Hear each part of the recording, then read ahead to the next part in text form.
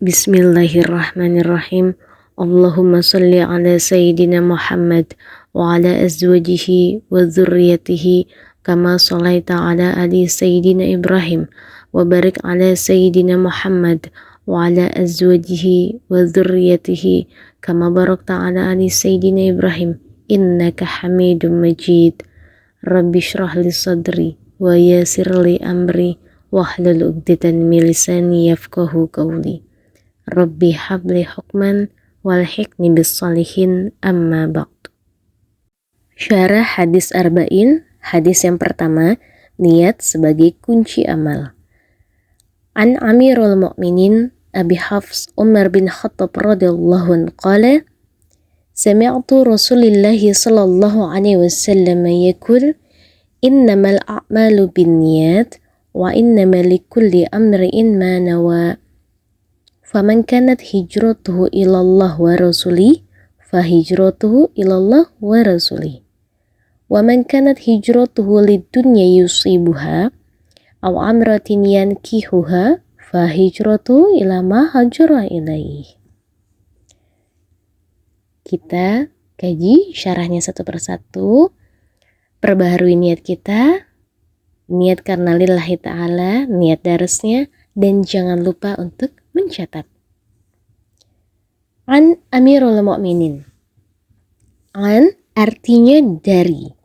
Amiru berawal kata dari kata Umara yang artinya pemimpin, raja, penguasa, presiden atau perdana menteri. Yaitu istilahnya dari kata Umara. Al-Mu'min berarti orang-orang yang beriman. Lalu penyematan An Amirul Mu'minin itu sebagai apa? Sebagai rajakah dari rajanya orang-orang beriman atau presidennya orang-orang beriman? Nah, pasnya di mana nih? Sayyidina Abu Bakar As-Siddiq radhiyallahu an telah mengangkat Sayyidina Umar bin Khattab radhiyallahu an sebagai khalifah yang selanjutnya. Diangkatnya Sayyidina Umar bin Khattab radhiyallahu an ini ditunjuk langsung oleh Sayyidina Abu Bakar As-Siddiq dengan cara tentunya musyawarah dan mufakat bersama. Maka terpilih Sayyidina Umar sebagai apa? Sebagai pemimpinnya orang-orang yang beriman, sebagai pemimpinnya umat Islam. Berarti di sini An Amirul Mu'minin bukan rajanya orang-orang yang beriman, tapi pemimpinnya orang-orang yang beriman. Selanjutnya Abi Hafs. Abi Hafs Umar bin Khattab radhiyallahu an. Abi Hafs di sini artinya adalah sebuah julukan. Ada riwayah yang menjelaskan tentang julukan Abi Hafs yang disematkan pada Sayyidina Umar bin Khattab ini. Riwayah yang pertama, bahwa Sayyidina Umar bin Khattab itu memiliki seorang putri yang bernama Sayyidah Hafsah. Kita sebutnya Sayyidah Hafsah atau Ummu Hafsah. Ummu Hafsah adalah salah satu istri daripada Nabi SAW ibni Abdullah, ummu kita semua. Maka disebutlah Sayyidina Umar bin Khattab dengan nama kunnya, dengan nama yang bisa lebih dikenal dari anaknya, yaitu Sayyidah Hafsah. Maka disebut dengan Abi Hafs, bapaknya Hafsah. Sama halnya dengan kita.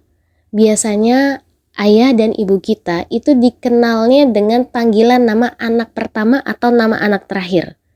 Dengan contoh kecilnya, Fatimah punya abunya itu biasa nggak dipanggil dengan Sayyid Ibrahim, tapi dipanggilnya dengan Abu Abdullah, karena Fatimah punya abang yang pertama namanya Abdullah. Maka abunya Fatimah atau abinya Fatimah dikenalnya dengan Abu Abdullah.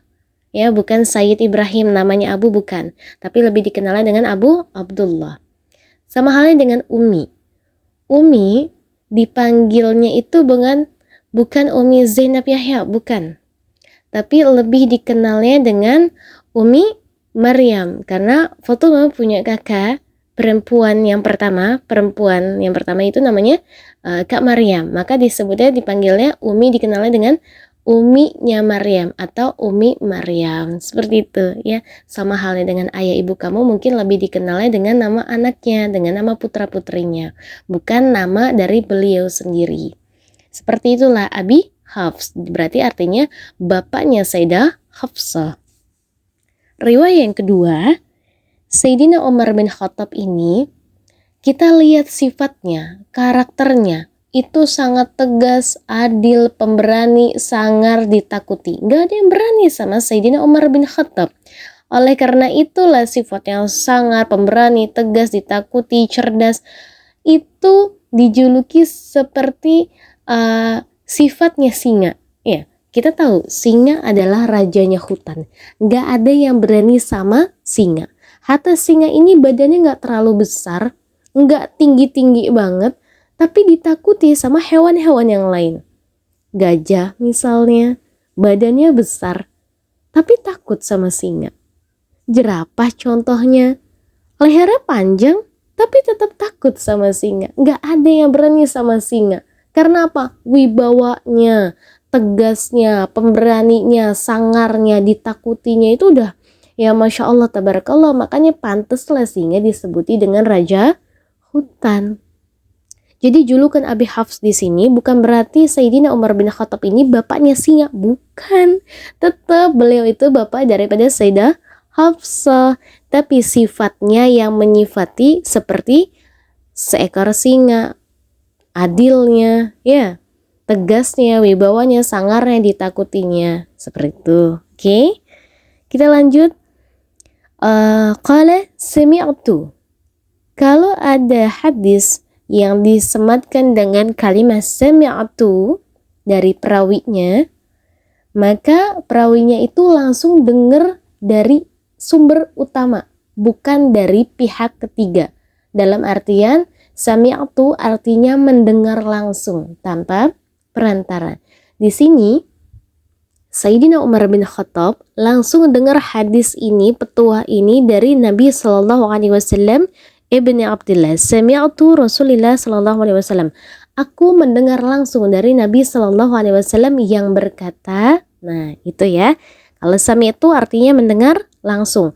Enggak dengar dari Sayyidina Abu Bakar, enggak dengar dari Sayyidina Utsman, enggak dengar dari Sayyidina Ali, enggak dengar dari Abu Hurairah, enggak dengar dari Sayyidina Ibnu Abbas, tapi beliau mendengar langsung dari Nabi sallallahu alaihi wasallam Ibni Abdullah, maka disebut dengan sami'tu.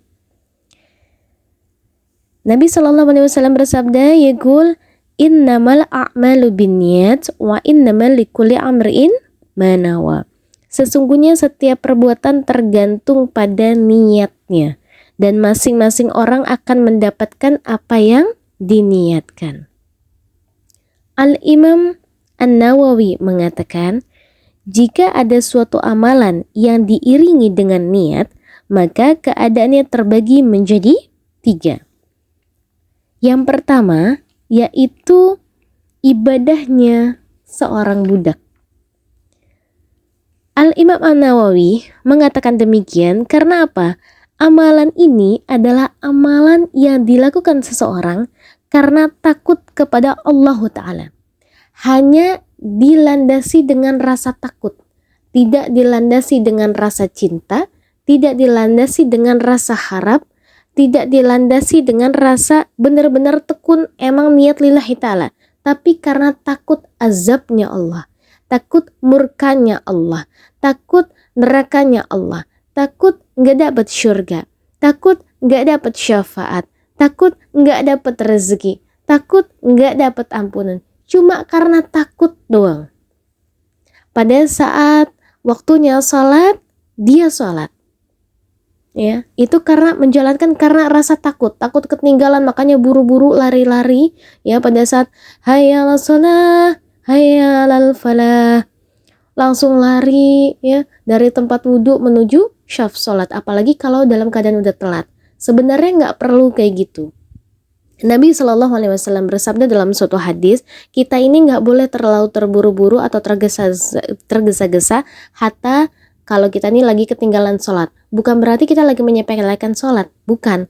Tapi yang kita lari-lari sampai tergesa-gesa itu tidak diperlukan. Ya jalan aja seperti biasanya, insya Allah dapat pahala yang sama. Kembalikan lagi kepada innamal a'malu bin niat. Kita niatnya karena Allah Ta'ala. Telat 1 rakaat nggak apa-apa, yang penting kita tertib, jangan sampai mengganggu jamaah lain ketika mereka sedang melakukan sholat di awal waktu. Itu maksudnya Nabi Shallallahu Alaihi Wasallam ibnu Abdullah. Ya, jadi jangan merasa, oh nanti aku ketinggalan kereta nih, diibaratkan seperti itu. Jangan mengejar surga hanya karena itu. Ya, kita ayo.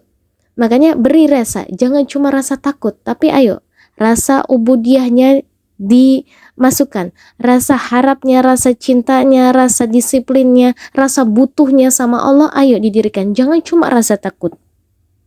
Ya. Al-Hasan Al-Basri rahimahullah, ya, ini salah satu kekasihnya Fatimah, ya, yang paling banyak ditawasuli itu beliau.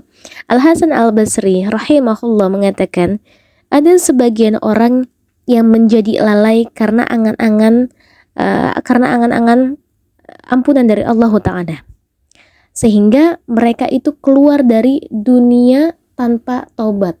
Karena Allah nih pasti ngampunin aku. Allah kan Ghafurur Rahim. Allah Maha Pengampun, Allah Maha Penyayang. Jadi ya udah deh, aku bermaksiat aja nunggu hidayahnya Allah.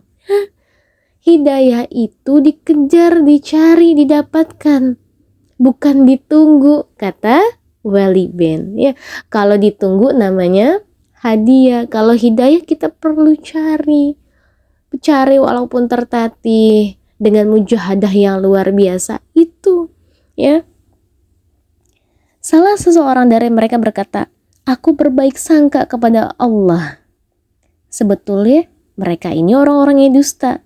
Kalau mereka emang benar-benar baik sangka nih sama Allah, pasti mereka banyak melakukan suatu amalan-amalan kebaikan, ya. Al-Imam Ibnu Qayyim rahimahullah juga berkata, hati itu dalam perjalanannya menuju Allah, berarti dalam bermakrifat kepada Allah Ta'ala maksudnya, adalah seperti seekor burung. Cinta, nah ini harus ada cinta, jangan cuma rasa takut toh. Cinta atau mahabbah kepada Allah adalah kepalanya, sedangkan rasa takut dan harap adalah kedua sayapnya. Rasa takut kanan, sayap kanan, rasa harap sayap kiri. Jika kepala dan kedua sayapnya sehat, maksudnya baik-baik aja, maka ia akan terbang dengan baik. Bisa terbang sampai tinggi ke angkasa, ke sana, kemari, ke rumah kamu. Ya, putar-putar, pusing-pusing. Jika kepalanya putus, maka burung itu akan mati. Dan jika kedua sayapnya hilang atau patah, maka ia akan mudah sekali ditangkap oleh pemburu atau disantap oleh pemangsa. Ya, maksudnya gini, kalau kita ini emang benar-benar cinta sama Allah, melakukan suatu amalan ibadah karena Allah Ta'ala, bukan hanya rasa takut, tapi dibarengi dengan rasa harap, dibarengi dengan rasa cinta, maka insya Allah semuanya akan berjalan dengan seimbang. Ya, kita nggak lagi mengejar suatu sholat hanya karena sholatnya, hanya karena si sholat ini, hanya karena adanya sholat, hanya karena ada perintah sholat maka kita sholat. Enggak. Tapi kita sholat karena cinta, karena takut, karena harap kepada Allah Ta'ala. Dalam sholat itu kan kita banyak doa, kita mengagungkan nama Allah Ta'ala, bukan hanya kita rasa takut kepada Allah. Rasa takut ini perlu dipertanyakan. Saat kita merasa kita ini hubungannya udah spesial sama Allah, kita sholatnya tepat waktu, gak pernah telat, ngajinya banyak sampai berjilid-jilid, sampai juznya sampai selesai dalam 1 bulan, misalkan hatam sampai 4 kali. Tapi ketika sama hamba Allah yang lain, hubungannya hablum minan nas gak baik, saling acuh, saling menggibahi, saling memusuhi, gak peduli, hatta sama keluarganya sendiri, sama orang tua gak sayang, gak hormat, ngomongnya selalu kasar, sama saudara pelit, gak saling berbagi, sama tetangga apalagi boro-boro, ya, gak saling sapa, gak saling senyum, salingnya pada panas-panasan, hatta sama orang susah kalian juga malah kikir, kalian menghardiknya, kalian menghujatnya. Jangan. Bagaimana kamu bisa menganggap bahwa kamu ini punya rasa takut kepada Allah Ta'ala ketika kamu melakukan hal demikian kepada hamba-hamba Allah, yaitu manusia yang lainnya? Mana rasa takutnya kamu? Mana rasa takut yang kamu banggakan kepada Allah Ta'ala? Kalau kamu merasa hablum minallahnya baik, ayo perbaiki juga hablum minannasnya, ya. Kemudian keadaan yang kedua adalah ibadahnya seorang pedagang.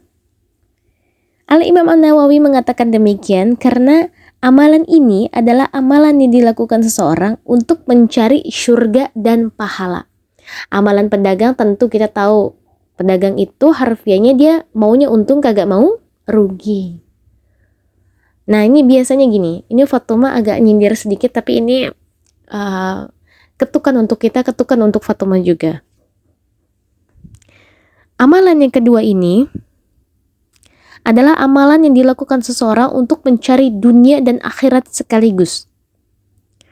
Para ulama berpendapat bahwa amalan tersebut itu ditolak. Kok ditolak, Fatuma? Kan karena nggak apa-apa kita melakukan suatu amalan karena Allah Ta'ala, nggak apa-apa. Ini tapi kata ulama tertolak. Karena mereka mendasarinya dari suatu hadis qudsi. Hadis yang diriwayatkan oleh ini hadisnya hadis qudsi, hadis riwayat Muslim maksudnya. Yaitu yang Allah Ta'ala berfirman, "Aku adalah zat yang paling tidak membutuhkan persekutuan. Maka barang siapa yang mengerjakan suatu amalan dengan mempersekutukan aku, hatta dengan selainku, ya dengan ibadahnya, dengan amalannya, dengan kebaikannya, dengan sholatnya, dengan ngajinya, dengan sedekahnya, misalnya gitu, maka aku berlepas diri darinya." Jadi Allah Ta'ala itu nggak akan nerima amalan ibadah kita dalam bentuk apapun di mana kita ini niatnya bukan karena Allah Ta'ala semata, tapi bertumpuan dengan amalan ibadah yang kita lakukan. Al-Murabi Gusbaha itu pernah mengisahkan nanti di yaumil akhir, di syurga itu ada hamba-hamba Allah yang ditanya sama Allah Ta'ala, "Hai hambaku, kamu masuk syurga, kamu bisa ada di sini tuh karena apa?" Allah Ta'ala tanya kepada seorang hambanya, salah satu hambanya yang ada di syurga. Allah tuh masih bisa nanya sama orang yang ada di syurga, ditanya, "Kenapa kamu bisa masuk kemari?" Kata Allah. Hamba tersebut menjawab, "Karena aku taat kepadamu ya Allah. Karena aku melakukan ibadah ini dan itu hanya karenamu ya Allah." Kata Allah Ta'ala, "Hanya karena amalanmu? Bukan karena kebaikanku?" "Ya karena aku beramal, aku melakukan suatu amalan ibadah hanya karenamu ya Allah. Aku sholat, aku ngaji, aku berpuasa, aku berbuat baik kepada hamba-hambamu. Karena aku, berarti kamu masuk ke syurga ini karena amalan kamu?" "Iya, karena aku taat kepadamu." Allah Ta'ala langsung panggil malaikat, malaikat nih seret hamba ini masukin ke dalam neraka." Hamba ini teriak, "Allah, apa ini? Aku sudah di dalam surga, kenapa engkau nyeret aku ke dalam neraka? Aku taat kepadamu ya Allah. Aku melakukan suatu amalan ibadah ini karenamu ya Allah. Aku masuk di surga ini karena aku melakukan ini dan itu. Aku menegakkan qiyamul lailnya. Aku ngaji, aku membaca Qur'anmu, aku membaca kitabullahmu. Aku nurut sama ajaran Nabi Sallallahu Alaihi Wasallam." Kata Allah, "Iya, kamu nurut semuanya, kamu melakukan semuanya, tapi kamu sombong. Aku tanya tadi kepada kamu, kamu masuk surga ini karena kebaikanku atau karena amalan kamu?" Kamu menjawab, "Karena amalan kamu. Sampai kamu ke surga." Maka aku katakan, "Kamu ini sombong, kamu riya." Kata Allah, "Kamu masuk sini karena aku, bukan karena amalan kamu. Kalau tadi kamu sombongkan karena kamu taat kepadaku, maka kamu masuklah ke dalam neraka." "Ya Allah, mana bisa? Kenapa engkau bisa berbuat tidak adil seperti ini?" Kata Allah, "Kenapa engkau sebut aku dengan tidak adil? Tadi katanya kamu sebagai hamba yang taat ngakunya. Kenapa ketika aku menyuruh kamu masuk ke neraka, sekarang kamu gak taat? Sekarang kamu dusta, berarti kamu dusta, kamu gak benar-benar taat sama aku." "Ya Allah, aku taat sama kamu selama di dunia ya Allah." Kata hamba ini, "Enggak, kamu gak taat, dusta, kamu bohong. Kalau memang kamu taat, yuk masuk ke neraka." Maka hamba itu pun masuk neraka dengan cara hati yang gondok, dengan cara hati yang gak nerima gitu. Ya sia-sia Ana udah beramal baik, udah melakukan suatu amalan ibadah dengan mujahadah yang luar biasa karena Allah Ta'ala, tapi ternyata aku masuk neraka. Karena itu tadi, ternyata dia melakukannya karena dia pengen surga. Jadi dia mengatasnamakan dia masuk surga karena amalannya, bukan karena keridhaan Allah dan Rasulnya. Bukan karena kemurahan hati Allah, bukan karena kedermawanan Allah, bukan karena atas kehendaknya Allah, tapi atas kehendak amal yang pernah dia lakukan. Maka Allah akan uji manusia itu. Maka Allah uji hamba itu. Kalau emang akunya taat, ya udah, jangan protes. Ketika hamba itu protes, ya benar-benar dijebloskan ke dalam neraka jahanam. Na'udzubillahi min zalik. Makanya kita jangan sampai seperti itu, jangan menumpukan atau jangan menitik beratkan, oh kita melakukan amalan ibadah ini pasti kita masuk surga. Jangan. Atau misalkan kita melakukan suatu amalan ibadah yang seperti ini, kita nolongin orang, ya. Misalkan ada orang minta tolong sama kita, minjem uang. Kita berharapnya ketika suatu kita membutuhkan pertolongan, orang itu orang yang sama yang pernah kita tolong itu bakalan nolong balik. Enggak, jangan seperti itu. Ya. Jangan menitik beratkan amalan yang pernah kita lakukan bahwa orang itu akan feedback ke kita. Jangan. Terus contoh yang lainnya yang mudah kita temui adalah seperti ini. Orang yang mengharapkan surga tadi, sekarang orang yang mengharapkan pahala. Ada orang yang terkenal biasanya dia ini gak pernah beramal. Koret, pelit, medit sama keluarganya, sama saudaranya, sama sohib, apalagi sama hamba-hamba Allah yang lain. Ya, apalagi sama karyawannya misalnya. Terkenal ini orang pelit. Tapi ketika bulan suci Ramadan, dia sedekahnya banyak. Bagi-bagi takjil, bagi-bagi Jumat berkah, kasih santunan untuk duafa dan anak yatim, ke janda dan ke yang lainnya. Ya, kasih sumbangan untuk pembangunan masjid, kasih uang untuk majelis taklim dan segala macam. Pokoknya jor-joran deh, dia mengeluarkan hartanya pada saat bulan suci Ramadan. Tapi pada saat bulan-bulan sebelumnya, gak sama sekali dia mengeluarkan hartanya di jalan Allah Ta'ala. Karena orang ini berpendapat, orang ini berpikiran bahwa ketika bulan suci Ramadan, segala amal perbuatan itu dilipat gandakan pahalanya. Makanya dia menitik beratkan bulan suci Ramadan untuk mengeluarkan segala macam atau sebagian dari hartanya. Dia pengennya dapat pahala yang berlipat ganda. Ana udah ngeluarin ini, pasti Allah akan ngelipat gandain pahalanya dibandingkan hari-hari biasa. Makanya Ana ngelakuinnya pada saat lagi bulan suci Ramadan doang. Ini nggak boleh. Ini berarti disebutnya dia adalah melakukan suatu amalan, amalannya seorang pedagang, maunya untung kagak mau rugi, maka amalan ini adalah tertolak. Ya, karena menitik beratkan pada keuntungan, bukan karena keridhaan Allah dan Rasulnya. Lalu amalan yang ketiga atau keadaan yang ketiga, yaitu ibadahnya orang-orang yang merdeka.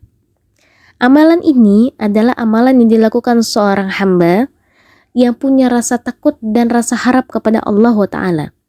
Menunaikan hak ubudiyahnya Allah semata, ya, sebagai bentuk rasa syukur, bentuk rasa taat kepada Allah Ta'ala. Ya.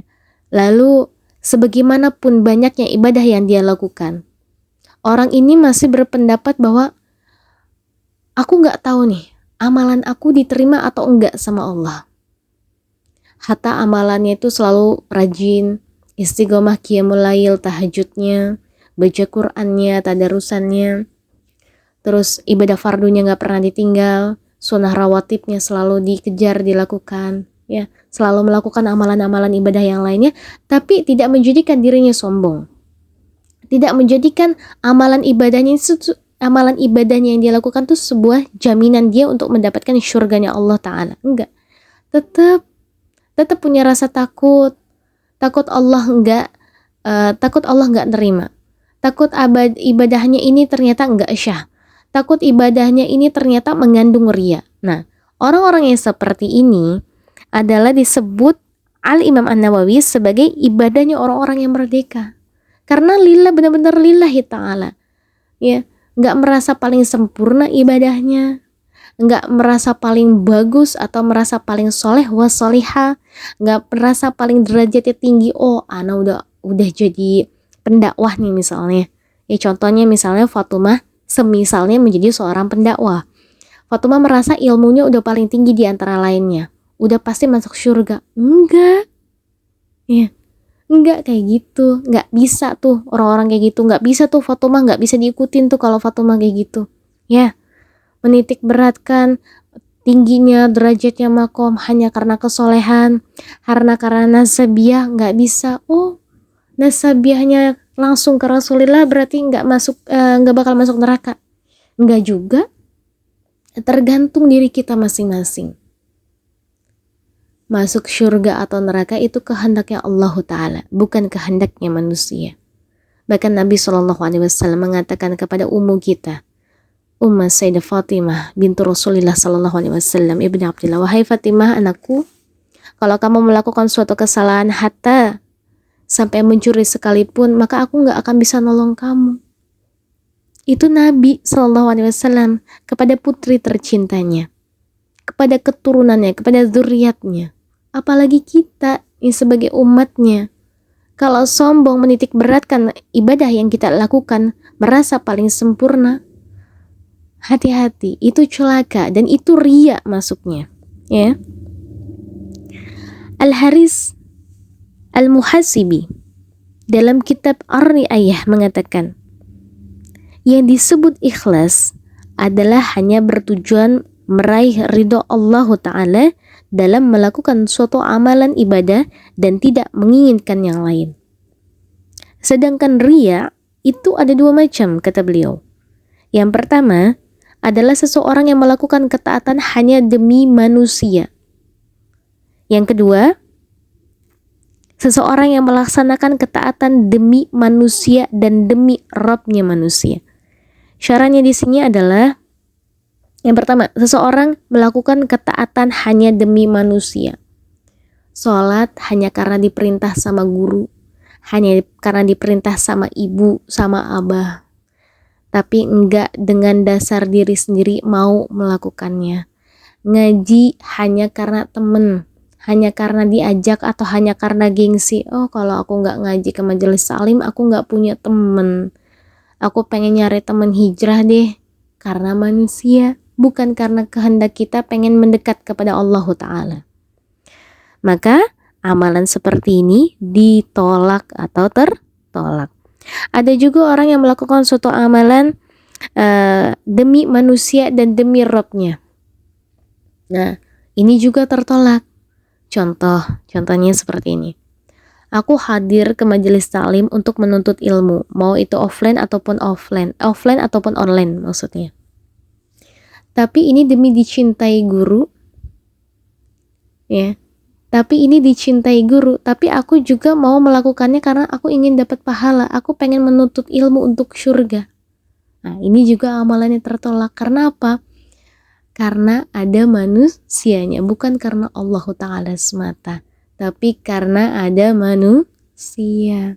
Karena pengen dinilai sama guru sebagai anak yang salihah. Jangan nak.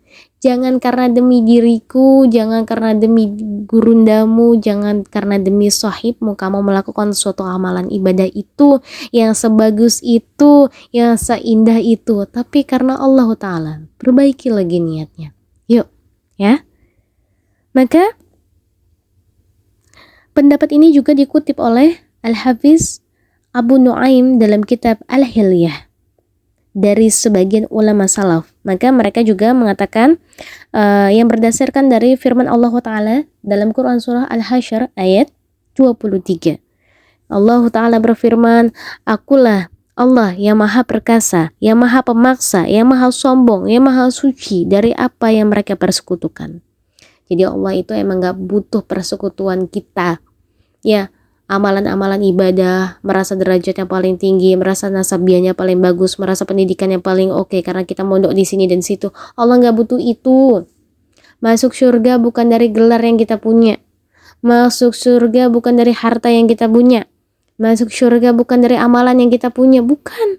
Tapi masuk surga adalah atas kehendak Allah Ta'ala, atas cintanya Allah Ta'ala. Maka raihlah cintanya Allah. Allah itu punya dua sifat, Ar-Rahman, Ar-Rahim. Nah, maka kejarlah keduanya. Ar-Rahman berarti Allah maha mencintai hamba-hambanya tanpa terkecuali. Allah mencintai hambanya yang berakal maupun yang tidak berakal, yang beriman maupun yang kafir. Allah cinta, Allah ngasih rezeki, Allah ngasih kehidupan, Allah ngasih nafas. Ya, itu sifat Ar-Rahman ya Allah. Seluruhan, global, universal, semuanya dapat. Orang Amerika dapat, orang Indonesia dapat, orang Israel dapat, orang Palestina dapat. Itu Ar-Rahman ya Allah. Semua dikasih makan, semua dikasih kehidupan, semua dikasih nafas, semua dikasih rezeki. Tapi sifat Ar-Rahimnya Allah, ini yang paling khawasus. Gak semuanya orang dapat. Sifat Ar-Rahimnya Allah itu diibaratkan seperti ini. Kamu lagi cinta, lagi jatuh cinta sama doi. Nah ternyata orang yang kamu suka ini balik mencintai kamu. Nah itu dia Allah. Kamu cinta kepada Allah, lalu Allah balas cinta ke kamu. Itu disebut Allah ngasih Ar-Rahimnya ke kamu. Kamu dapat Ar-Rahimnya Allah, dapat maha cintanya Allah. Kamu dibalas cintanya sama Allah. Tanda hamba itu dibalas cintanya sama Allah, maka dia kehidupannya akan menjadi baik. Yang tadinya buruk berubah jadi baik. Ya, yang tadinya nggak ada artinya di mata manusia, maka Allah akan menaikkan derajatnya. Tanda Allah akan menaikkan derajatnya, maka Allah akan memberikan musibah atau ujian kepada hamba tersebut. Kata Allah, Allah akan menghapuskan segala kesalahan-kesalahan dan dosa-dosanya. Masya Allah, tabarakallah. Makanya kita saat diuji sama Allah, berarti itu tanda, yuk, kayaknya aku lagi dikasih surat cinta nih sama Allah. Kayaknya ini Allah mulai demen nih sama aku. Yaudah, perbaiki lagi niatnya dalam melakukan suatu amalan. Perbaiki niatnya, lakukan segala amalan ibadah dengan mujahadah yang luar biasa. Yang biasa rajin dengan puasa sunnahnya, ayo perbaiki niatnya, bukan hanya puasa tok. Tapi puasanya itu bukan hanya nahan lapar dan haus tok. Tapi puasanya itu benar-benar harus komplit. Ya, lillahi ta'ala, bersihin badan, bersihin jiwa, bersihin ruhi. Merdekakan ruhi pada saat lagi puasa. Ruhi kita itu terbelenggu sama hawa nafsunya kita, nak. Terbelenggu sama hawa nafsunya kita, Umi. Terbelenggu sama hawa nafsunya kita, Kak. Itu ruhi sedang terpenjara sama hawa nafsu yang ada di jasad kita. Terpenjara oleh hawa nafsu yang ada di mata. Kita ini biasa ngelihat sesuatu, mata tuh ngelihat sesuatu hal yang gak ngenakin, sesuatu hal yang kotor, sesuatu hal yang gak faedah. Maka ruhi itu sebenarnya teriak, ya Allah, saya gak pengen ngelihat itu gak penting buat aku. Ya. Ruhi juga terpenjara sama hati. Hati yang kotor, hati yang di dalamnya ada hasadnya, hati yang di dalamnya ada dendamnya, di mana itu gak ada Allah sama sekali, itu ruhi terpenjara. Makanya ayo bebaskan ruhi pada saat bulan puasa ini. Gak ada lagi dendam, gak ada lagi sakit hati, adanya memaafkan.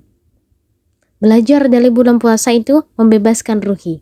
Belajar untuk mujahadah yang luar biasa itu pada saat ini, pada saat bulan puasa. Kan kita gak boleh marah, kita gak boleh gibah, kita gak boleh namimah, kita gak boleh maksiat. Yang pacaran stop, putusin deh. Ya, sayang pahala kamu kalau kamu lagi maksiat sama si ayang. Gak boleh, ya. Putusin. Sayang pahalanya karena maksiat sama si ayang. Bersama sayang sama ayang, beb.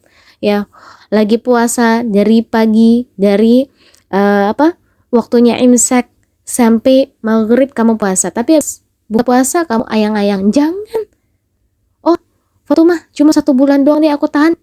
Dari 1 bulan ini kamu belajar dengan mujahadah yang luar biasa. Bisa putusin temen, bisa putusin kok temen, bisa putusin itu si ayang, ya. Hubungan yang nggak halal itu ya putusin. Perbaiki lagi hablum minallahnya, perbaiki lagi hablum minan nasnya, insyaallah, ya.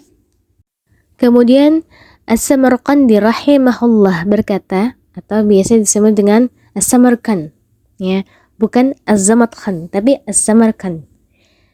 Beliau berkata, amalan yang dilakukan seorang hamba karena Allah Ta'ala akan diterima, sedangkan amalan yang dilakukan demi manusia akan ditolak. Contohnya adalah seseorang yang melakukan sholat zuhur dengan mencari ridha Allah Ta'ala, tetapi kemudian orang tersebut itu manjangin rukun-rukunnya, perbagusin bacaan-bacaannya, Karena demi manusia, dia tahu bahwa ternyata misalkan dia lagi sholat sendiri, terus di belakang dia ternyata ada yang mau jadi makmumnya dia. Maka tiba-tiba yang tadinya sholatnya biasa-biasa aja, jadi dibagusin, ya, rukunya dibagusin, rukunya bagus, ya, tegak gitu ya, punggungnya lurus rata, bacaan sholatnya difasihkan, atau yang tadinya cuma baca kulhu jadi baca al-bayyinah, jadi baca al-waqiah, jadi baca surah al-mulk, atau jadi baca surah ar-rahman misalnya. Nah ini nggak boleh nih, ya. Maka beliau mengatakan bahwa amalan tersebut ditolak. Pangkal dari ibadahnya bisa diterima secara makbul, namun pemanjangannya dan dibagus-baguskannya dari bacaan tersebut, maka pelaksanaan yang demi manusia itu jelas nggak diterima. Hal itu karena dimaksudkan untuk mendapatkan pujiannya manusia. Syekh Wahid Bali Hafizahullah mengatakan, riya bisa masuk ke dalam pangkal suatu amalan atau ke dalam sifat-sifatnya. Jika ia masuk ke dalam pangkalan suatu amal, maksudnya adalah gini, maksudnya bahwa amalan itu mendorong, jadi riya itu kalau amalannya mendorong untuk membangkitkan pelaksananya melakukan amalan tersebut, maka amalannya gugur, batal berdasarkan ijma. Jika riya itu masuk ke dalam sifat-sifat suatu amalan, seperti panjangnya ruku, sujud, dibaguskannya lafaz, atau dibaguskannya suatu bacaan, maka mengenai hal ini terdapat dua pendapat. Yang pertama, tetap menggugurkan amal, namun sebagian lain mengatakan tidak sampai menggugurkan amal secara total, hanya mengurangi pahalanya aja. Jadi riya itu kalau mendorong kita untuk masuk ke dalamnya, ya, untuk jadi lebih taat, untuk jadi lebih bersemangat, maka itu berarti amalan kita tertolak, hangus, gak diterima sama Allah Ta'ala, karena dibarengi dan diiringi dengan riya. Ini Fatumah jadi ingat kalam Syekh Ibnu Athaillah Sekandari dalam kitab Al-Hikam. Beliau mengatakan, Rabbama dakhala ar-riya'u 'alaika min haitsu la yanzurul khalqu ilaik. Kata beliau, kadangkala penyakit riya masuk ke dalam diri kamu dari tempat yang gak terlihat oleh makhluk. Kadangkala sifat riya itu masuk ke dalam tubuh kita, masuk ke dalam diri kita dari arah yang kita gak tahu. Ya, biasanya riya itu masuk ke dalam amal jika pelakunya melakukan amalan itu di hadapan manusia. Ya, maka riya ini disebut dengan riya lahir ya. Namun riya juga bisa masuk ke dalam amal saat pelakunya melakukan amalan sendiri dan gak dilihat sama orang lain. Tadi yang disebutkan oleh Al-Imam As-Samarqandi. Ya, ini orang sholat zuhur gak dilihat tadinya sama orang. Tapi ketika ada makmum datang, membaguskan bacaannya, membaguskan rukun-rukun sholatnya. Maka kata Syekh Ibnu Athaillah Sekandari, juga itu tidak diterima amalannya. Karena apa? Ketika seseorang melakukan amalan dengan tujuan agar manusia menghormati atau mengagungkannya, atau agar orang lain segera menunaikan hak untuknya dan memenuhi kebutuhannya, maka orang tersebut amalannya ditolak dan termasuk riya. Jika hak dan kebutuhan si pelaku amal itu tidak dipenuhi secara maksimal oleh orang lain, ia akan menjauhinya atau mengancamnya dengan hukuman Allah atasnya. Contohnya gini, misalnya ada seorang kiai atau seorang mubalighah atau seorang syarifah sekalipun, dia ngasih suatu contoh amalan-amalan kebaikan. kamu harus begini ya, kamu harus gitu, kamu harus contoh aku. Ya, karena aku adalah zuriyatun Nabi sallallahu alaihi wasallam ibni Abdullah. Ketika pengikutnya, pecintanya itu nggak ngikutin, maka kamu ngejauhin. Ini bukan bagian dari aku, ini bukan golonganku. Dia tidak menjadi pengikut setiaku karena dia tidak mengikuti amalannya aku kasih. Dia tidak mencontoh aku, dia bukan circle aku. Nah, langsung diancamnya bawa-bawa nama Allah. Ya, kamu suhul adab, kamu ghalil adab, kamu gak akan dapat syafaatul rasul karena kamu menyakiti aku, karena kamu gak ngikutin aku. Nah, ini nih. Kata Syekh Abdul Attaleh As-Sakandari, jika seorang hamba menemukan tanda-tanda ini pada dirinya, sadarlah bahwa sebenarnya ia telah bersikap riya dengan amalnya. Jika ia tutupi amalnya dari manusia, sifat riya itu disebut riya batin. Ya, aku mau ulangi. Jika ia tutupi amalnya dari manusia, maka sifat riya itu disebut riya batin atau samar. Karena nggak ada seorang pun yang selamat dari riya lahir ataupun batin, kecuali orang-orang yang arif, yang memang mencintai Allah secara penuh, secara full. Karena Allah itu membersihkan hatinya orang-orang arif, ya, dari segala macam kemusyrikan yang dapat menjauhkan mereka dari sifat riya ini. Lalu pendapat dari Al-Imam Al-Fudail bin Iyad, beliau mengatakan, meninggalkan suatu amalan karena manusia adalah riya. Sedangkan mengerjakan suatu amalan karena manusia adalah syirik. Ya, disebut syiriknya itu syirik kecil, yaitu riya. Yang disebut ikhlas adalah jika Allah berkehendak menyelamatkan kamu dari keduanya. Artinya adalah bahwa orang yang berniat melakukan suatu amalan ibadah, lalu orang itu ninggalin karena takut dilihat orang lain, maka orang tersebut sedang berbuat riya. Ini karena dia meninggalkan suatu amalan karena manusia. Nah, contohnya yang mudah seperti ini, duhai anak-anakku yang salihah. Tadi beliau mengatakan meninggalkan suatu amalan karena manusia adalah riya. Contoh, ana nggak mau disebut ustazah, ana malu, ana tawadu, ana nggak mau disanjung-sanjung. Oleh sebab itu ana nggak mau ngajar lagi deh, ana tawadu, ya. Nah, itu disebutnya riya. Meninggalkan sesuatu karena manusia itu disebutnya riya. Karena kamu ninggalin suatu amalan kebaikan, amalan yang bagus, apalagi kamu para penuntut ilmu, ayo, yang mondok, yang sekolah, ayo, gunakan ilmunya, manfaatkan, bertanggung jawablah dengan ilmu yang kamu punya. Karena ilmu yang kita punya ini akan kita pertanggungjawabkan kepada Allah Ta'ala. Ya, setiap penuntut ilmu itu bertanggung jawab dengan ilmu yang mereka punya, sedikit ataupun banyak. Bahkan dikatakan orang yang berilmu, orang yang alim, orang yang saleh, ya, para guru, itu akan dihisap paling pertama daripada yang lainnya, dari hamba-hamba yang lainnya. Ditanya ilmunya, aduhai hambaku, apa niat kamu untuk menyelami ilmu ini? Karena apa? Apa alasannya? Apa tujuan kamu?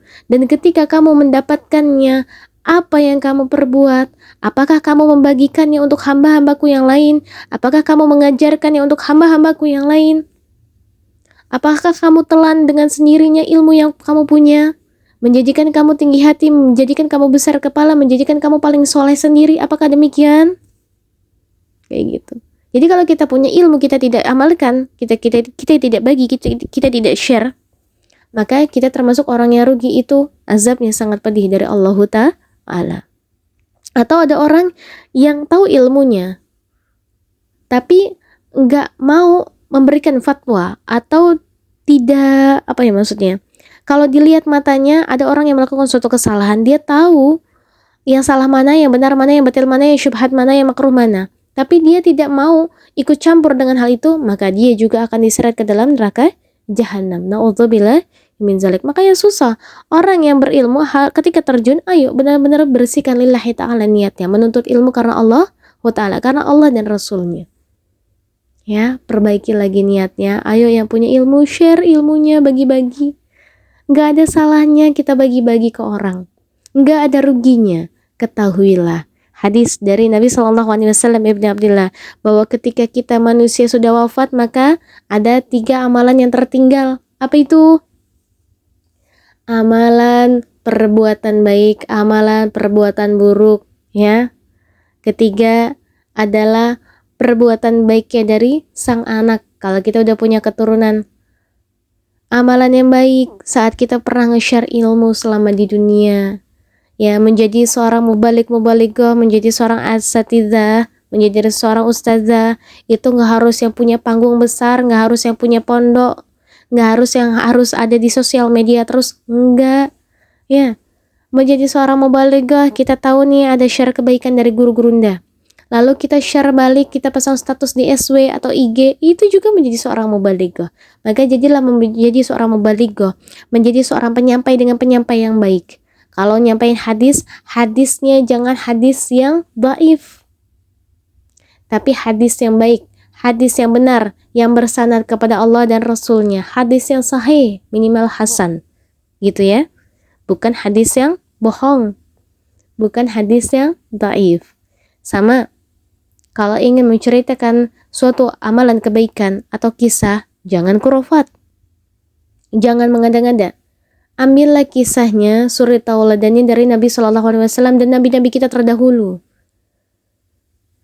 Gunakan Al-Quran dan hadis. Di Al-Quran banyak kisahnya daripada nabi-nabi terdahulu. Nabi-nabi Yuna, Nabi Ibrahim, Nabi Ismail, Nabi Ilyasa, Nabi Zakaria, Nabi Musa, ya, kesabarannya Nabi Ayub, Nabi Yusuf alaihissalam. Ambil kisahnya dari situ. Jangan mengarang dengan sendirinya atau mengagungkan daripada leluhurnya. Jangan.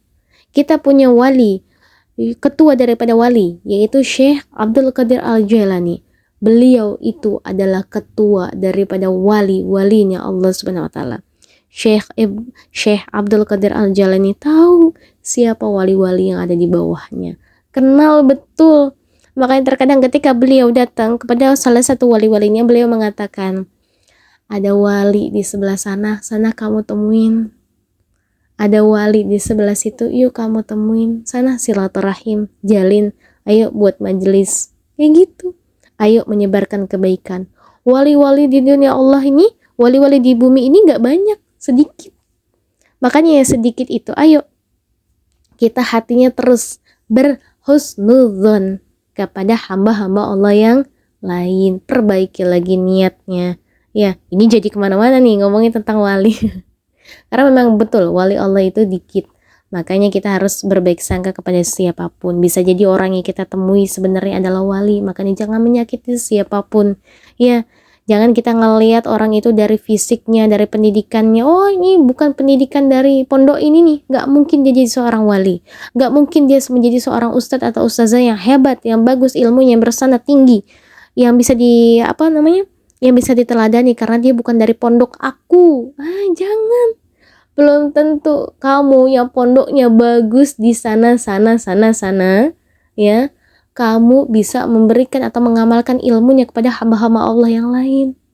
Bisa jadi kamu dengan ambisius, kamu merasa kamu derajatnya paling tinggi karena kamu dapat gelar dari atau alma mater dari itu, dari mana? Dari pondoknya kamu, dari kampusnya kamu misalnya, atau dari sekolahnya kamu. Mereka banyak jamaahnya, tapi nggak masuk ke dalam hati dan pikirannya. Nah, kamu juga akan dimintai tanggung jawab kepada Allah Subhanahu wa taala. Pengikut boleh banyak, tapi nanti salah satu pengikutnya, setiap pengikutnya itu akan ditanya oleh Allah Subhanahu wa taala. Kamu mengikuti dia karena apa? Kamu mencintai dia karena apa? Itu dia. Ya, nggak enak juga terkenal di dunia, nggak enak. Syekh Ibnu Athaillah Sekandari mengatakan terkenal itu nggak enak. dikenal sama banyak makhluk juga nggak enak. Karena akan menghadirkan sifat riya itu tadi. Oke? Lalu masih dari kalam Al-Fudail bin Iyad yang kedua mengatakan mengerjakan suatu amalan karena manusia adalah syirik. Tadi meninggalkan suatu amalan karena syirik, nggak mau dakwah lagi karena biar dikata tawadu, ya. Itu, atau nggak mau duduk di depan saat majelis ta'lim karena merasa ilmunya tinggi, tawadu. Nah, itu juga nggak boleh, ya. Tadi, sekarang mengerjakan sesuatu amalan karena manusia, syirik. Ya udah tentu. Karena manusia, sama dari kalam Syekh tadi, Al-Imam As-Samarqand. Kalau kita melakukan suatu amalan karena manusia, maka tertolak. Ya karena manusia, bukan karena Allah Ta'ala. Ngajar hanya karena gak enak sama khadimulnya, itu guru ndak ana, gak boleh kayak gitu. Ngajar hanya karena majelis ta'limnya itu wah terkenal, jangan. Ngajar karena pengen dapat followers di sosial medianya, jangan. Ngajar hanya karena pengen dapat amplopnya gede, jangan. Mondok di sana-sana sampai ke luar negeri sekalipun karena pengen dapat gelar yang tinggi, jangan. Ya, semua amalan ibadah itu dibarengi dengan riya, maka ibadahnya tertolak. Seperti halnya riya yang bisa menghapuskan pahala suatu amalan, maka demikian pula dengan tasmi'. Apa itu tasmi'? Tasmi' secara harfiah berarti membuat orang lain mendengar atau mengetahui. Maksudnya membuat orang lain mendengar atau tahu bahwa kamu telah melakukan amalan ini dan itu. Itu adalah tasmi'. Tasmi' yaitu seorang yang melakukan suatu amalan karena Allah di tempat yang sunyi, di tempat yang tersembunyi, di tempat yang orang lain gak akan tahu. Tapi tiba-tiba gak ada hujan, gak ada geledek, ini orang malah menyebarkan amalan kebaikan yang tersembunyi itu. Nabi SAW bersabda, itu nyindir dalam suatu hadis. Hadisnya muttafaq alaih. Apa kata Nabi? Barang siapa yang menyiarkan amalan kebaikan, maka Allah akan menyiarkan aibnya. Dan barang siapa yang melakukan perbuatan riya, maka Allah akan memperlihatkan keburukannya. Hadisnya muttafaq alaih. Jadi jangan kayak gitu. Kalau emang kita melakukan suatu amalan yang tersembunyi, ya udah biarkan tersembunyi tanpa kecuali yang fardu. Maka kalau fardu itu harusnya kita dikasih lihat sama orang. Ya masa kita sholat fardu secara tersembunyi tanpa kecuali emang kita nggak ngikutin jamaah, kita di rumah, ya udah fadol. Tapi kalau memang kita misalkan ibadah haji, masa kita ibadah haji sembunyi-sembunyi, kita bikin Ka'bah sendiri di rumah, nggak mungkin. Ayo kita harus di luar secara umum yang orang-orang bisa lihat. Itu bukan riya, itu memang ibadah yang harus orang lain tahu. Tapi kalau misalnya kamu ya lagi dapat ilham dari Allah Ta'ala, ya ilhamnya itu bukan ilhamnya seperti Nabi Muhammad SAW, enggak, beda. Ilhamnya itu misalnya seperti ini. Ketika seorang hamba istiqomah baca surat Al-Waqi'ah di ba'da asyar, maka ada sebagian kita beranggapan bahwa itu sebagai upaya untuk menarik rezeki dari langit. Ya, itu adalah sebuah bisa dikatakan atau dikategorikan tadi amalannya seorang pedagang, maunya untung, maunya mendapat pahala berkali lipat, tapi nggak mau rugi. Ya, jangan seperti itu. Lillahi ta'ala.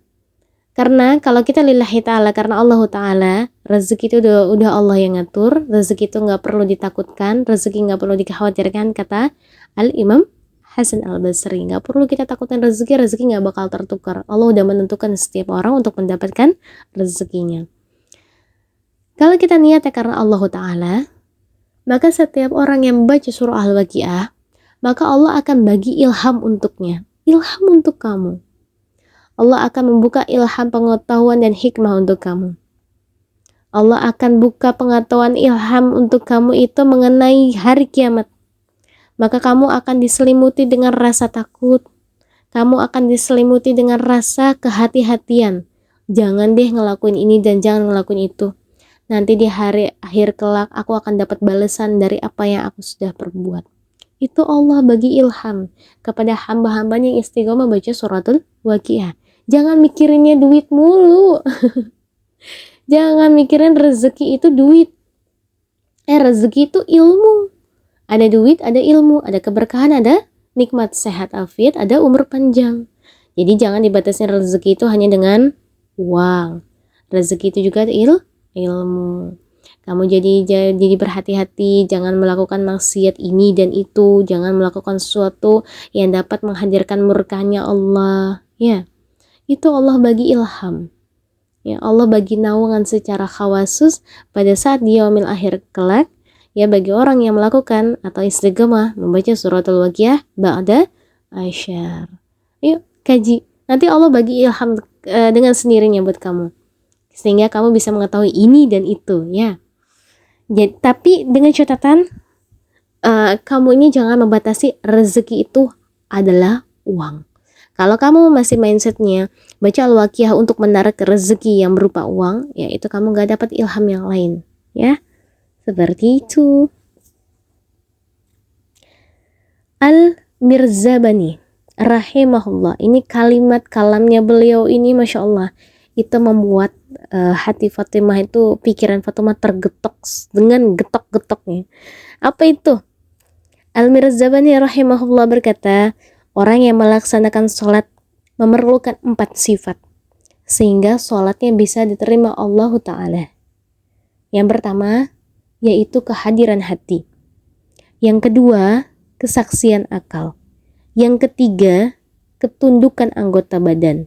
Yang keempat, kekhusyuan anggota badan. Barang siapa yang mengerjakan sholat tanpa kehadiran hati, maka beliau berkata, orang tersebut berarti lalai. Kita sholat nak, tapi nggak menghadirkan hati. Kamu ngapain sholatnya jungkar-jungkir doang? Ruku, sujud, bangun. Ruku, sujud, bangun. Jasad kamu ada, tapi ruhi kamu entah kemana. Apakah mikirin si ayang?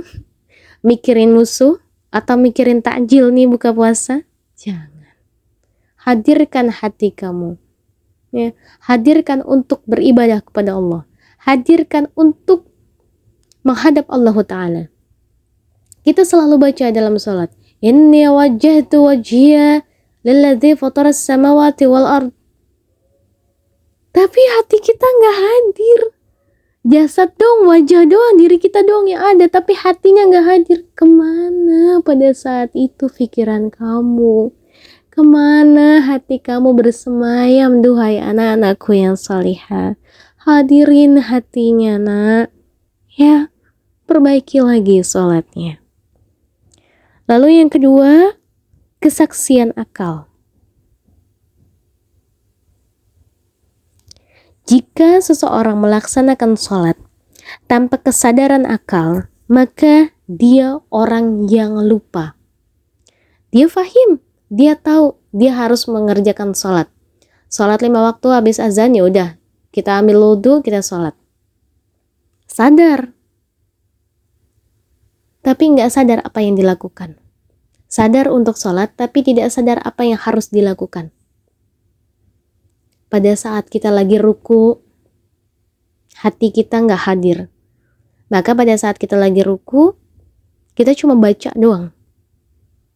Subhana rabbil azim wa bihamdi. Subhana rabbil azim wa bihamdi. Subhana rabbil azim wa bihamdi. Tidak jarang orang ingin mempercepat rukunya karena nggak betah dengan posisi itu. Ya. Dia nggak sadar bahwa pada saat lagi ruku, itu kita itu lagi menyebut Allah. Kita lagi memuji Allah. Kita lagi menyanjung Allah. Allah yang maha agung, Tuhanku yang maha agung, Tuhanku yang maha agung. Sadarkah kamu akan hal itu? Berapa persen kamu menyadari bahwa gerakan kita pada saat lagi ruku itu tandanya kita lagi mengesahkan Allah. Kita lagi zikrullah. Lalu, jika seseorang mengerjakan sholat tanpa ketundukan anggota badan, maka dia adalah orang yang gersang. Kita sholat, tetapi tidak menghadirkan ketundukan anggota badan, maka orang ini disebut orang yang gersang, gak betah. Kayak tadi, saat lagi ruku, pengennya buru-buru bangun, buru-buru lurus, buru-buru itidal. Karena apa? Punggungnya bengkek, punggungnya capek, pegel. Padahal pada saat itu kita sedang merendahkan diri kita, sedang mengagungkan Allah Ta'ala, sedang menyanjung Allah dengan serendah-rendahnya kita, bahwa Allah adalah yang maha agung. Ya, kita hormat banget sama Allah.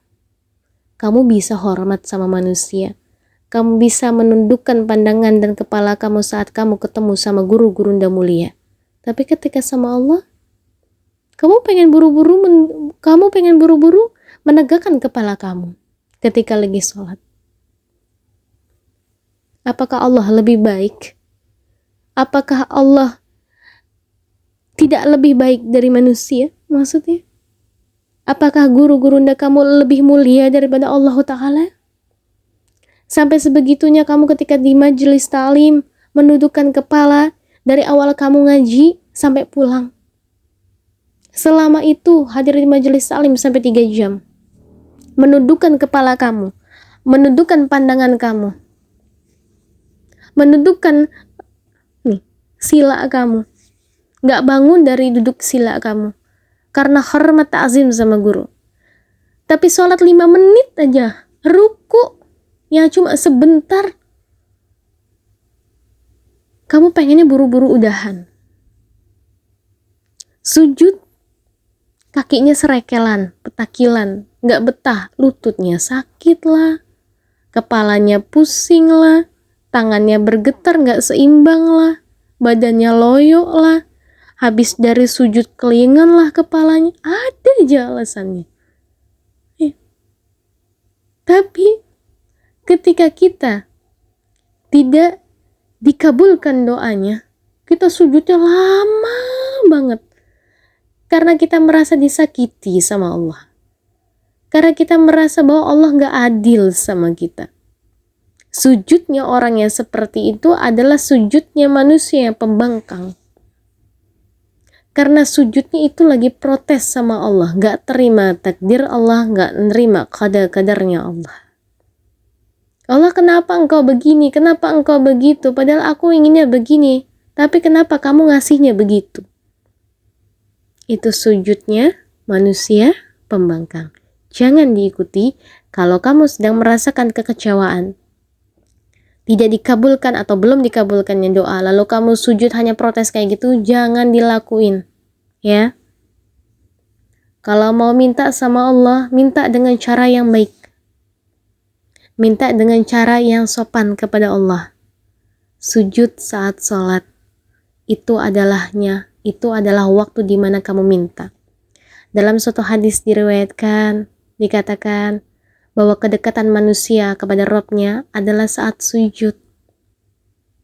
Tapi sebetulnya selain sujud juga ada kedekatan antara kita sama Allah di waktu sholat selain sujud, yaitu pada saat kita masih posisi berdiri, lalu saat kita membaca suratul Fatihah sampai di bacaan ini, kata Allah Ta'ala berfirman, saat hambaku membacanya benar dari awal sampai bacaan ini, iyyaka na'budu wa iyyaka nasta'in, maka kata Allah, apa yang hambaku minta aku kabulkan, apapun, sampai bacaan kamu benar dari awal takbiratul ihram sampai bacaan ini, iyyaka na'budu wa iyyaka nasta'in. Bacaan Al-Fatihah dari pertama dari bismillah sampai iyyaka na'budu wa iyyaka nasta'in. Kalau kamu tadi, poin-poin tadi menghadirkan hati, kesaksian akal, ketundukan anggota badan, sampai kamu baca iyyaka na'budu wa iyyaka nasta'in, maka Allah tidak akan menyia-nyiakan sholat kamu. Maka Allah akan mengabulkan doa setiap kamu yang kamu minta. Maka gunakanlah waktu ketika kamu membaca iyyaka na'budu wa iyyaka nasta'in, berhentilah sejenak tapi dalam hati utarakan apa yang pengen kamu omongin sama Allah. Insya Allah Allah akan mengabulkan doanya kamu sebelum kamu selesai sholatnya. Seperti kisahnya Nabi Zakaria alaihi salam. Belum selesai sholatnya, Allah telah mengabulkan doa dan permintaannya. Nabi Zakaria pada saat itu minta bermunajah salat kepada Allah Ta'ala. Di dalam mihrabnya Sayyidah Maryam. Beliau salat di sana. Minta kepada Allah Ta'ala. Sebelum selesai salatnya, sebelum sujud, sebelum amin, baru baca Fatihah, baru dikata iyyaka na'budu wa iyyaka nasta'in. Lalu beliau utarakan segala hajatnya. Malaikat mengkabarkan kepada keluarganya bahwa Allah mengabulkan doanya. Masya Allah, tabarakallah. Itu kalau manusia yang benar sholatnya. Ya. Yang keempat adalah kekhusyuan anggota badan. Barang siapa yang melaksanakan sholat tanpa kekhusyuan, maka dia adalah orang yang keliru. Keliru di sini maksudnya kekhusyuan anggota badan yang tadi Fatuma katakan. Dia sujud tapi tidak memanfaatkan waktu sujudnya untuk minta banyak sama Allah. Dia lagi duduk di antara dua sujud, lalu doa. Tapi dia tidak memanfaatkan doa yang sebenarnya dia lagi panjatkan. Karena mindsetnya itu yang dia baca adalah suatu bacaan, bukan doa. Bagi setiap orang yang ketika lagi sholat menganggap semua yang dia baca saat sholat adalah bacaan, bukan doa, maka itu salah. Maka sholatnya Fatuma katakan, mungkin itu tidak diterima kepada Allah, tidak diterima oleh Allah Subhanahu wa taala. Karena salatnya menganggap semua yang dia baca adalah suatu bacaan semata, bukan doa. Kayak tadi Allah mengatakan, barang siapa hambaku yang membaca sampai iyyaka na'budu wa iyyaka nasta'in, maka setiap apa yang dia hajatkan aku akan kabulkan. Ketika seorang hamba ruku, maka hamba tersebut sedang mengagungkan namaku. Ketika hambaku sedang duduk di antara dua sujud, lalu dia berdoa kepada aku, minta rezeki, minta ditutup aibnya, ya, minta diberikan nikmat sehat afiat. Tapi hamba itu gak sadar kalau dia lagi berdoa seperti itu. Rabbighfirli, ya Allah ampuni saya. Warhamni, ya Allah sayangin saya. Ya Allah tutupin aib saya, ya Allah bagi rezeki buat saya. Nah, kamu gak sadar, ayo perbaiki lagi cara sholatnya dengan kamu harus tahu apa yang sebenarnya kamu baca. Bacaan sholatnya ayo fahami. Bukan cuma hafal, tapi fahami isinya. Insya Allah sholat kamu akan lebih indah, sholat kamu akan lebih diterima, dan kamu akan lebih khusyuk. Fatuma, gimana caranya sholat tuh biar khusyuk? Apakah saya harus mengingat kematian? Saya udah ingat mati, tapi sayang mati, saya gak pengen mati. Ini adalah tingkatnya orang yang sudah ihsan. Maka menganggap sholat itu adalah sholat terakhirnya. Tapi bagi kita, untuk menganggap kematian itu adalah sesuatu hal yang menakutkan. Makanya ketika sholat kita menganggap bahwa diri kita mau mati, hari ini, mati, meninggal, wafat, qaid, kita gak mau. Entar deh, saya belum masak opor. Akhirnya gitu. Apa aja semuanya jadi ingat. Kunci ternyata masih gelantung di motor. Anak belum dijemput. Oh iya, saya harus ada taklim di sini dan situ. Semua yang tadinya nggak perlu diingat jadi ingat. Karena apa? Mikirin mati entar. Mikirin mati nanti habis sholat ini kamu mati, kamu kita qaid. Nah, itu dia. Tapi bagi orang yang sudah ihsan, ya, seorang arif, seorang yang sudah ihsan, seorang yang selalu menyaksikan keihsanan Allah dimanapun dia berada, selalu merasa diawasi sama Allah dimanapun dia berada, maka ketika lagi sholat menganggap bahwa itu adalah sholat terakhir kalinya, maka khusyuknya Masya Allah tabarakallah. Tapi bagi kita yang masih B aja nih, yuk perbaiki lagi sholatnya. Ketika kita masih berangan-angan yang banyak, belum khusyuk sholatnya, maka jangan pakai caranya wali, menganggap bahwa sholat ini, ayo ingatnya kematian, jangan dulu, karena kita emang takut mati, karena urusan belum selesai, belum nikah, belum punya anak, belum berpendidikan, belum punya mobil, belum punya rumah, nah makanya takut mati, ya. Tapi kita ganti mindsetnya, jangan berpikiran bahwa hari ini akan mati, tapi sholatlah dengan cara kita pahami apa yang kita baca, bukan karena kita pengen mati hari itu, bukan ya, tapi kita memperbaiki dulu apa yang kita baca, apa yang kita doakan selama ini saat kita sholat. Sabda Nabi SAW yang tadi, innamal a'malu binniyat wa innamal likulli imrin ma nawa, mengandung makna sahnya suatu amal, pelurusan amal, diterimanya sebuah amalan kita, atau kesempurnaan suatu amal. Pendapat ini yang diambil oleh Al-Imam Abu Hanifah rahimahullah, terkecuali amalan-amalan yang dikategorikan sebagai turuk, seperti menghilangkan najis, mengembalikan barang yang diambil secara tindakan yang tidak sah, mengembalikan barang pinjaman, memberikan hadiah dan semisalnya. Sahnya amal seperti ini tidak tergantung pada niat yang lurus. Pahala yang ada di dalamnya tergantung pada niat taqarrub atau niat ibadah atau mendekatkan diri kepada Allah Ta'ala. Contohnya, saat seorang ibu lagi masak, ya, kalau kita niatnya sebagai seorang ibu, seorang istri, kita niatnya cuma masak doang nih. Masak pengen ngasih makan anak, ngasih makan suami, ngasih makan mantu, ngasih makan cucu. Cuma niat masak doang, maka itu nggak perlu niat, ya, nggak perlu niat yang gimana-gimana gitu ya, nggak perlu niat yang khawasus, ya udah itu adalah suatu kegiatan. Tapi kalau dibarengi dengan niat karena Allah Ta'ala, ya, dibarengi dengan kalimat basmalah, bismillahirrahmanirrahim, segala amalan yang dibarengi atau diawali dengan kalimat basmalah, maka Allah Ta'ala akan menjadikan amalan perbuatan kita tersebut ternilai ibadah di sisi Allah Ta'ala. Al-Habib Umar bin Hafiz rahimahullah, Al-Hafizullah, beliau mengatakan, saat kita lagi masak, seorang ibu, seorang istri, seorang anak juga, saat kita lagi masak sambil baca sholawatan, sambil zikrullah, insya Allah Allah akan bagi keberkahan untuk kamu dan akan bagi keberkahan untuk makanan yang kita lagi masak. Bukan hanya enak, tapi tambah nikmat.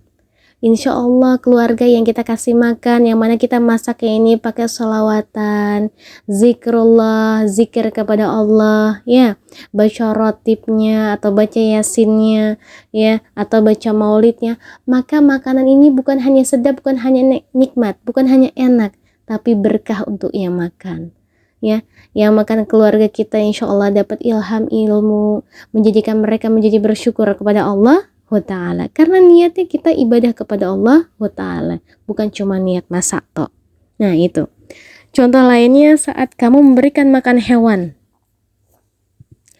binatang peliharaan, jika berniat melaksanakan perintah Allah, maka dia juga akan dapat pahala. Nah tapi kalau cuma berniat menjaga harta bendanya, maka nggak dapat pahala. Oh ini binatang kesayangan anak nih, jangan sampai hilang, makanya jangan sampai mati gitu ya. Kalau mati ini nggak bisa ikut kontes, nah, atau kalau mati nggak bisa jaga rumah anak lagi, makanya anak kasih makan. Nah ini nggak dapat pahala dari kebaikan kamu, tapi nggak dapat pahala ibadah gitu ya. Cuman pahala daripada kamu melakukannya, karena untuk menjaga harta benda tadi. Atau saat kamu nyapu, saat kamu ngepel, kalau kamu niatnya hanya untuk menyenangkan hati orang tua, kamu mau nyapu, kamu mau ngepel karena disuruh sama orang tua, maka amalan ibadah kamu ini biasa-biasa aja. Tapi Kalau kamu berniat untuk membahagiakan orang tua karena Allah Ta'ala, biar orang tua aku ini gak kecapean, biar ibu aku ini gak kelelahan, biar gak jatuh karena kena kain pel yang basah, yang licin, karena pengen bakti sama orang tua, maka niat tersebut kamu insya Allah akan dapat pahala dari Allah Subhanahu wa Ta'ala. Saat kita duduk di masjid juga sama. Ini bisa diniatkan untuk sekedar beristirahat. Bagi orang kebanyakan kalau lagi siang atau lagi perjalanan jauh, para musafir biasanya pada bobok sementara untuk di masjid ya kalau siang. Kalau diniatkan hanya duduk doang, hanya beristirahat doang, maka ini biasa aja, tidak bernilai ibadah. Tapi kalau kita niatnya duduk di masjid untuk beriktikaf, maka ini akan bernilai ibadah ya di sisi Allah Ta'ala ya, seperti itu. Lanjut, faman kanat hijratuhu ilallah wa rasulih fahijratuhu ilallah wa rasulih. Siapa yang hijrahnya karena ingin mendapatkan keridhaan Allah dan Rasulnya, maka hijrahnya kepada keridhaan Allah dan Rasulnya ya, tergantung dari niatnya kita niat hijrah itu mau ngapain ya, kita niat hijrahnya itu karena siapa, untuk apa. Al-hijrah, asal makna dari kata hijrah itu artinya mengasingkan diri atau meninggalkan. Al-mujaffah wa atar. Selanjutnya kata hijrah itu bisa dipakai dalam berbagai pengertian. Ada yang hijrahnya menghindarkan diri untuk keluar dari darul kufur ya, dari tempat yang dari negeri kafir ya, kepada darul Islam, kepada tempat-tempat yang indah, kepada tempat-tempat yang aman kayak gitu. Keluar dari negeri yang bid'ah, keluar dari menghindari ancaman atau tekanan fisik, yang mana kalau di situ, di sekolah, di kampus, dimanapun, di tempat kerja, kalau kita ada tekanan fisik, ada ancaman ya, kita mau diselengkat sama orang, ya udah kita keluar aja dari kerjaan itu daripada kita kenapa-napa ya.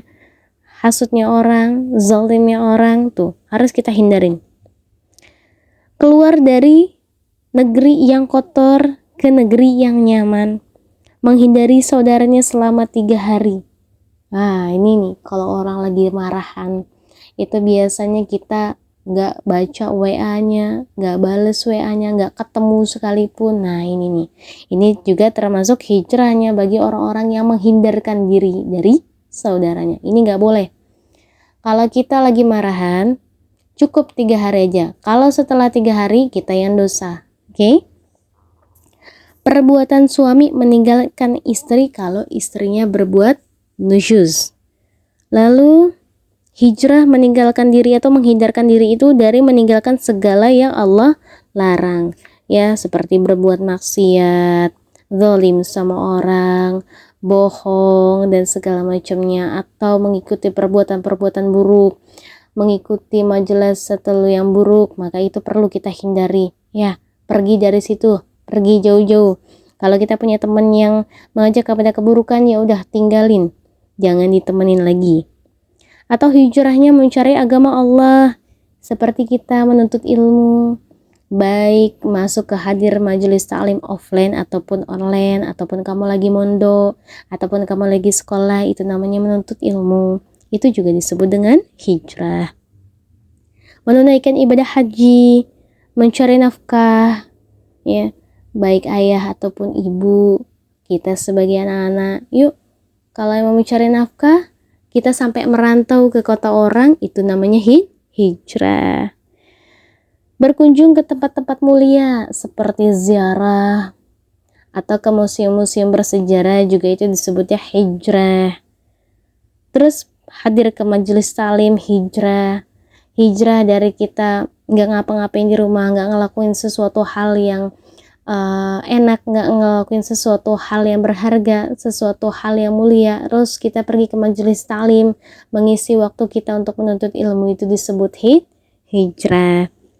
mengunjungi saudara atau kerabat yang lagi sakit, hatta lagi nggak sakit pun kita kunjungi sebagai wujud mengikat silaturahim yang baik, maka itu juga disebut dengan hijrah. Ya, berjaga-jaga di wilayah perbatasan. Nah, ini para petugas-petugas keamanan seperti security, terus apa lagi? TNI, Polri. Nah, itu juga sebutnya hijrah. Mereka harus pergi ke wilayah perbatasan untuk menjaga keamanan, kenyamanan suatu negara, disebutnya hijrah.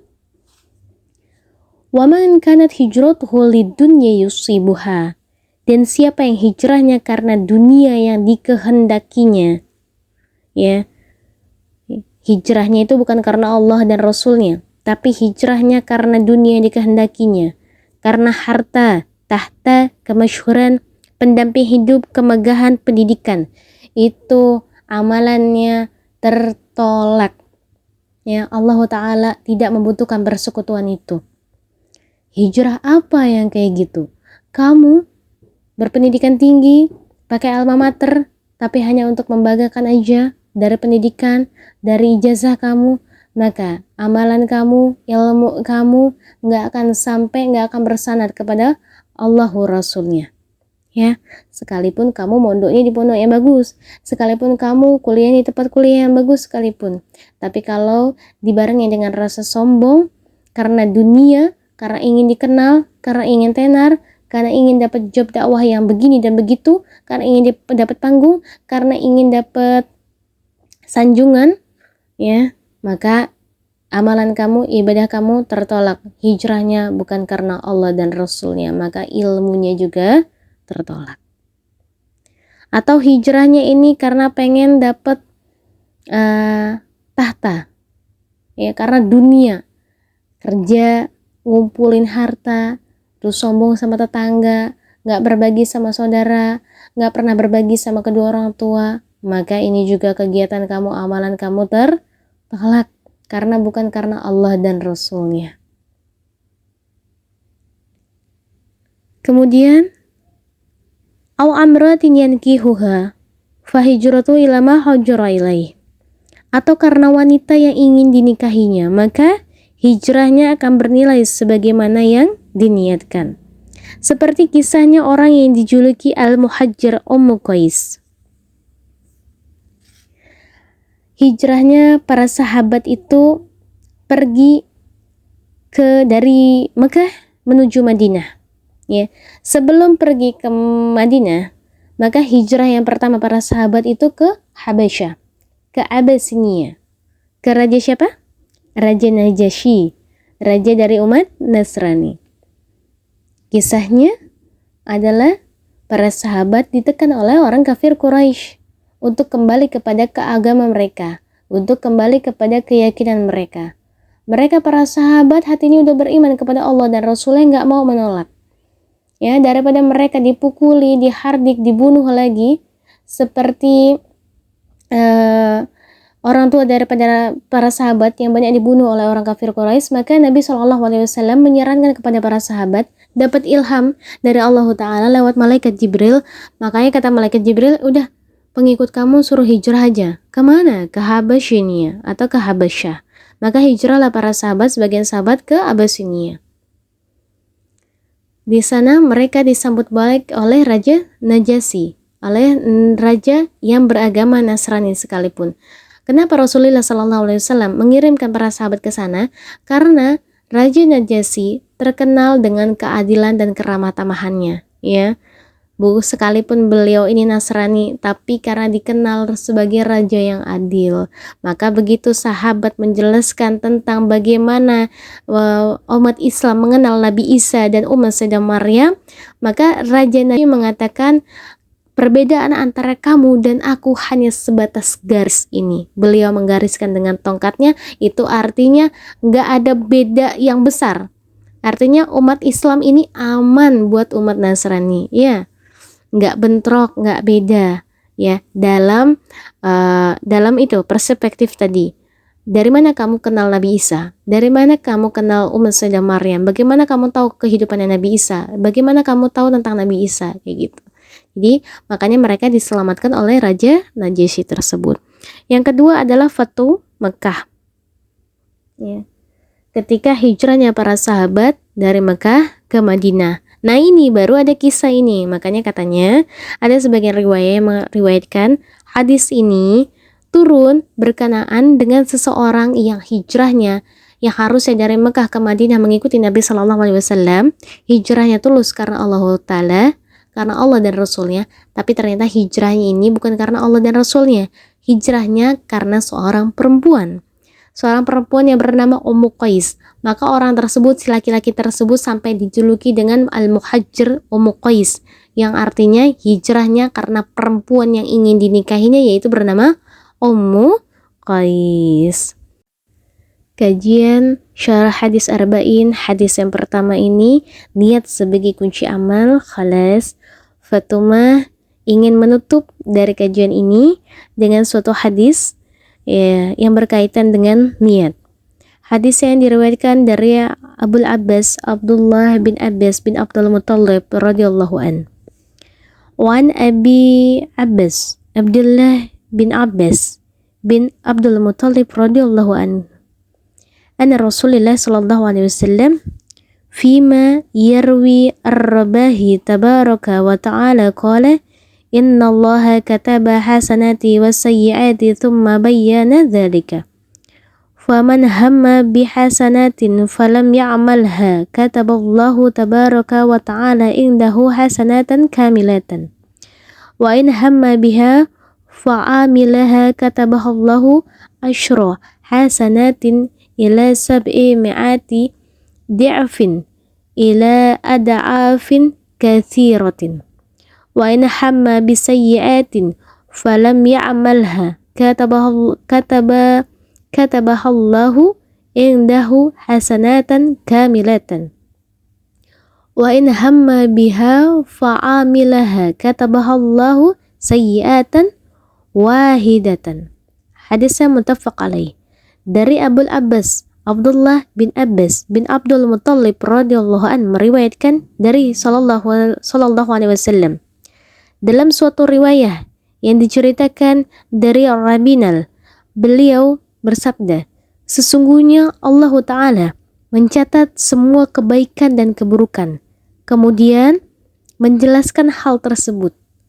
Barang siapa yang berkehendak mengerjakan kebaikan, kemudian gak jadi melakukannya, maka Allah Ta'ala yang maha suci dan yang maha tinggi mencatatnya sebagai suatu kebaikan yang sempurna di sisi Allah Ta'ala. Dan barang siapa yang berkehendak mengerjakan kebaikan, kemudian jadi ngelakuinnya, maka Allah mencatatnya sebagai 10 kebaikan di sisi Allah Ta'ala hingga berlipat menjadi 700 kali lipat bahkan lebih. Menjadi sangat banyak sekali. Selanjutnya, barang siapa yang berkehendak mengerjakan keburukan, kemudian tidak jadi melakukannya, maka Allah Ta'ala mencatatnya sebagai suatu kebaikan yang sempurna di sisi Allah Ta'ala. Dan barang siapa yang berkehendak mengerjakan keburukan, kemudian jadi ngelakuinnya, maka Allah Ta'ala mencatatnya sebagai satu keburukan saja di sisi Allah Ta'ala. Hadisnya muttafaq alaih. Sallu ala Nabi Muhammad.